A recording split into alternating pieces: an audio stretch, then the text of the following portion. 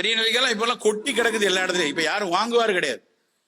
நான் ஒரு நிலத்திற்கு பொதிகை பக்கத்துல ஒரு நிலத்துக்கு போயிருக்கேன்.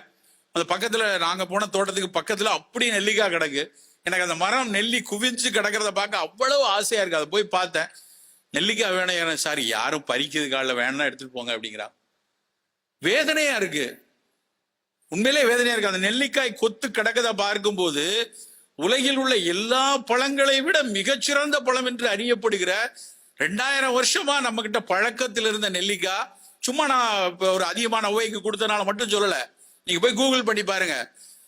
நெல்லிக்காயில இருக்கக்கூடிய விட்டமின் சி மட்டும்தான் ஹைலி தெர்மாஸ்டேபிள். கொதிக்க வச்சாலோ குளிரானாலோ அந்த அந்த விட்டமின் சி உடையாது, அந்த விட்டமின் சி நொறுங்கி போகாது. விட்டமின் சி மட்டும் இல்ல, பல பீனாலிக் காம்பவுண்ட்ஸ் இருக்கு அதுல. முதுமையை நோக்கி தள்ளக்கூடும் போது உடம்புல நிறைய